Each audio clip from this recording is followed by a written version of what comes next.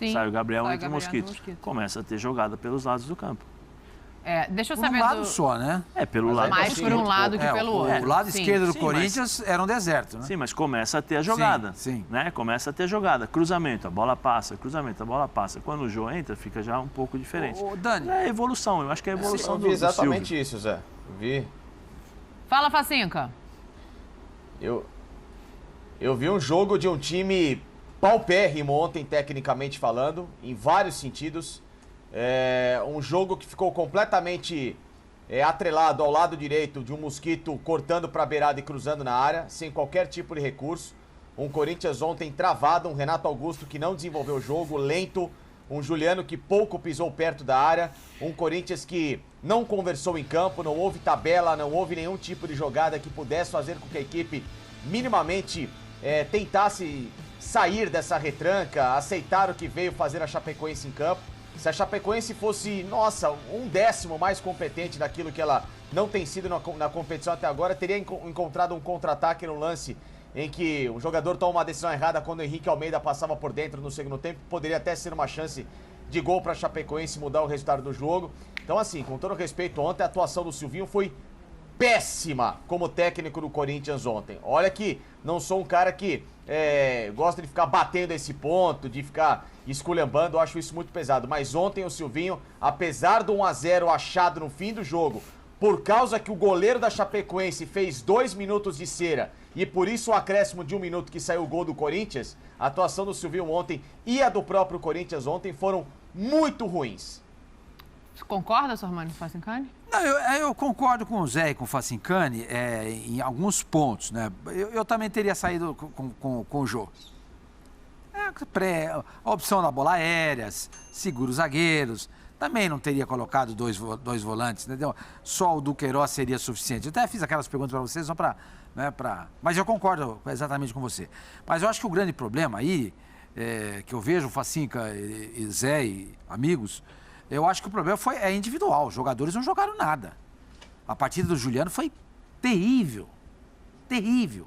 Idem pro Renato Augusto, que ainda tem uma desculpa de que estava jogando fora de posição. Fora de posição, né? O Roger Guedes, não, a única vez que você notou o Roger Guedes no jogo foi quando ele fez o gol.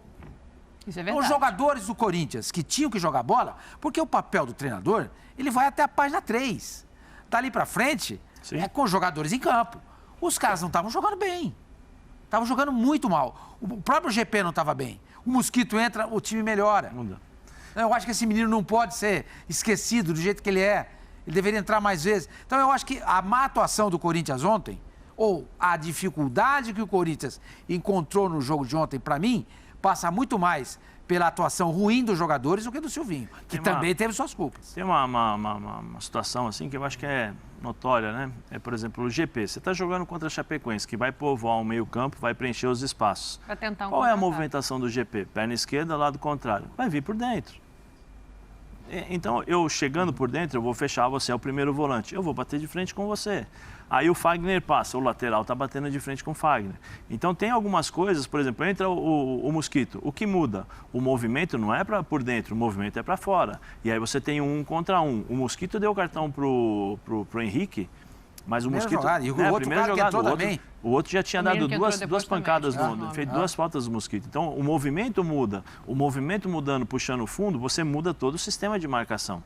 Então, você tira os jogadores da Chapecoense da zona de conforto e você passa a encontrar os espaços. E aí entra o que o seu Sormani falou. Uma mobilidade maior, arriscar uma jogada individual. Talvez o GP não está dando aqui pelo lado direito, joga ele pelo lado esquerdo.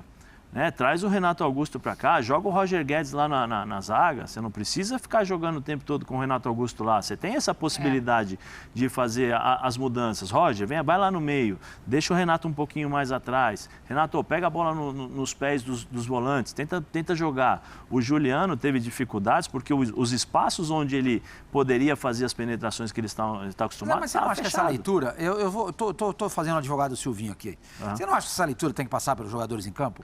Porque o campo é tão grande, não é que nem uma quadra de basquete. Mas hoje em dia existe toda a questão do comprometimento tático, de você ouvir, né? Você vai ter que mexer durante o jogo. Primeiro, você não tem pedido de tempo no futebol. Porque se você tivesse, o treinador chama todo mundo, gente, é o seguinte, isso, faz isso, eles estão fechando aquilo, blá, blá, blá. Não tem essa possibilidade. O campo é grande. O cara que está lá do outro lado, ele não te escuta. Às vezes o cara que está na sua frente também. O Zé pode falar melhor sobre isso.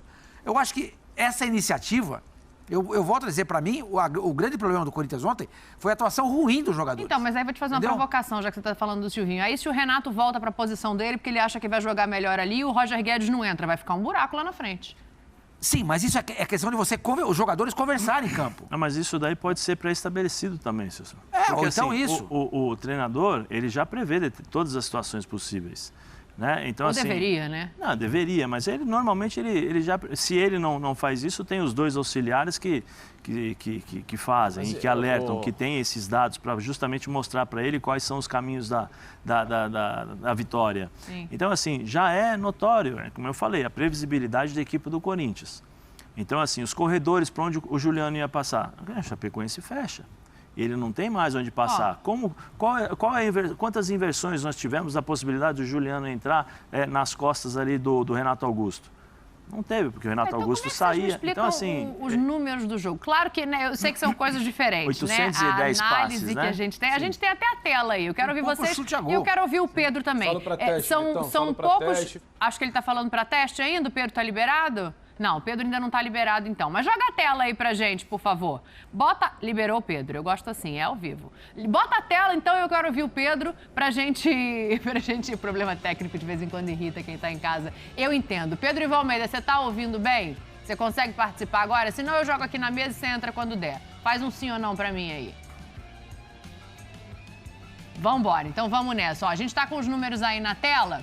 E aí a gente tem a posse de bola, quase 80%, os passes certos que o Zé destacou, que são 676, né? Eu estou enxergando direito? Chutes no gol, na verdade, são poucos no gol. 18 chutes e 5 no gol. Em torno do gol, né? Digamos assim. São 13 fora e 5 dentro. Não, travado. E aí, pois é, então, escanteio, cruzamento, Pedro. O que você acha que faltou, então? Foi criatividade ou foi efetividade? Como é que você desenha esse Corinthians ontem? Falta um trabalho coletivo, Dani. Eu entendo o ponto do Sormani quando ele defende que não é só uma situação de Silvinho. Tem os jogadores que não compreendem, não executam exatamente. Só que o jogador, cada vez mais, ele está condicionado a executar o que ele treina durante 8 dias. Qual clube hoje no Brasil tem 8 dias para se preparar para um jogo? Nenhum. 8 dias numa semana, 7 dias na outra, 6 dias na semana anterior. O Corinthians vem tendo isso. E quando você prepara um time durante 8 dias para encarar a Chapecoense, você espera muito mais do que o Gabriel de primeiro volante. Porque o Gabriel de primeiro volante não é só a situação dele estar na marcação. O Gabriel não participou do jogo no primeiro tempo. Você perde um cara com a bola. Então é um cara a menos para trabalhar, para aproximar, para triangular. Sabe, isso tudo que você falou que a gente não conseguiu ver, é um cara a menos para trabalhar com a bola para furar essa retranca. Você precisa abrir o campo. O que você faz? Você escala um volante que não participa com a bola, que passa a bola para o lado e para trás. Ele não chega, ele não aproxima. Então você perde um jogador. Eu acho que, a meu ver, tem a culpa do Silvinho nisso.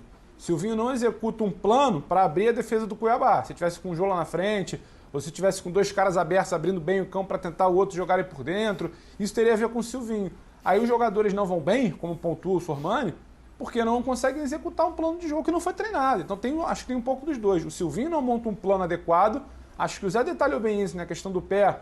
Você tem que trocar o jogador, porque o Gustavo Pereira vem por dentro. Então vai bater na marcação que está ali plantada da Chape. Aí você bota o Mosquito para abrir o campo. Ele está corrigindo uma rota que ele já deveria ter pensado durante esses 8 dias. Então, para mim, tem a ver com o trabalho do Silvinho. Passa também pela não execução, vamos dizer assim, dos jogadores, mas porque não tinha um plano exato ali. Teria que ser uma coisa muito intuitiva. O jogador ia pegar a bola e tentar fazer alguma coisa, que não acontece. Então, acho que é um pacote, né? Agora, coletivamente, o Corinthians é muito pobre. 8 dias para jogar contra a Chapecoense. Quantos treinadores não queriam 8 dias com esse elenco do Corinthians para tentar alguma coisa nova? E a cada semana é isso, 6 dias, 8 dias, não evolui, não apresenta nada. Então, assim, a gente começa a pensar, o que o Silvinho pode entregar para esse time ainda? Pois é, e sem contar o seguinte, Pedro. Fala, Facinca, vai você. Por exemplo, ontem ele tinha no banco de reservas o garoto lá, o Reginaldo, porque o Piton ainda está em fase de transição, coloca para jogo. Põe para ver se é um lateral que vai ser mais agudo que o Fábio Santos, que passou o jogo ontem travado, que não desenvolveu absolutamente nada. Equaliza as forças ofensivas do Corinthians, todas elas sendo do lado direito, cruzamento na área. Não teve uma jogada pelo lado esquerdo, um Roger abrindo. Podia ter mantido até o fim do jogo o GP junto com o Mosquito. para ter o Roger circulando, em vez só de ficar dependendo dessa bola levantada na área em relação ao jogo, que tudo bem, achou ali no fim da partida o desvio de cabeça que surgiu o gol do Roger Guedes, mas pouco. E aquele giro que ele consegue numa jogada triangulada, numa jogada trabalhada. Mas assim, ainda muito pouco. Poderia ter estimulado muito mais a região do meio campo. Renato, abre um pouco mais para a esquerda, vai trabalhar naquele setor, inclusive onde o Renato Augusto trabalhou no jogo contra o Palmeiras, e que nasceu a jogada do gol do Corinthians, em que ele faz a jogada em cima do Luan e do Patrick de Paula pelo lado esquerdo do campo. Ontem pouco apareceu por ali. Então assim, o Silvinho tinha peças e possibilidades em mão, então tudo bem, sai da linha de 4, abre uma linha de 5 jogadores no meio campo com 3 zagueiros, solta o time, estimula a você nova, ganhar... Né? Não tem, zero. A versatilidade do Corinthians com o Silvinho é zero. Ele tira A por B, são sempre as mesmas trocas e o Corinthians não consegue encontrar uma versatilidade, mesmo já tendo um elenco minimamente capaz de jogar um pouco melhor. Rapaz, o que tá acontecendo então, que eu tô sentindo aqui o clima de vocês e no Twitter, é que a batata do Silvinho tá assando, pra falar o português bem claro aqui. Olha essa mensagem aqui. Eu vou te passar a palavra, mas olha essa mensagem aqui do Ricardo Santos. O Corinthians venceu pela individualidade dos jogadores. Ele sintetizou tudo que vocês falaram aqui. Mudança tática, você tá do outro lado, mas os três aqui foram nessa linha. Eu imputo mais aos jogadores o jogo ruim de ontem do que ao Silvinho. Mas olha aqui, ele fala o seguinte: mudança tática só pode estar de sacanagem. 4-1, 4-1, não importa o adversário nem a escalação. Escalou mal o Gabriel, inventou Renato Augusto de 9, time desorganizado, sem triangulação, deserto de ideias táticas. Foi a torcida, então, que ajudou ontem? Porque se nem o Roger Guedes estava bem e ele acha um gol aos 52... foi empurrado pela torcida. A torcida foi muito importante, né? Durante o jogo, apoiou o tempo todo. Bom, enfim, a característica da torcida do Corinthians. O que eu acho é o seguinte, olha, nós tivemos 100 minutos de jogo. Sim. Tá? 80% do tempo, a bola ficou com o Corinthians.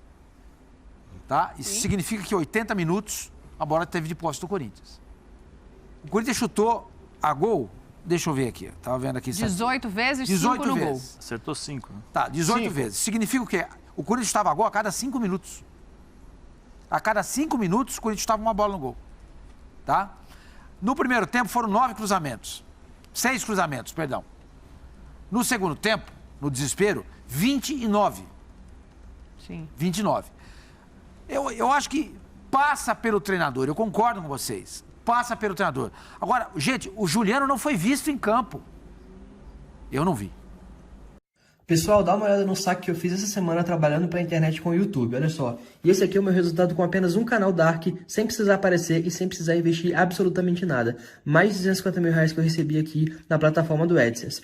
Quer aprender como que eu faço isso? Então clique no link aqui embaixo e vem comigo que eu quero te ensinar.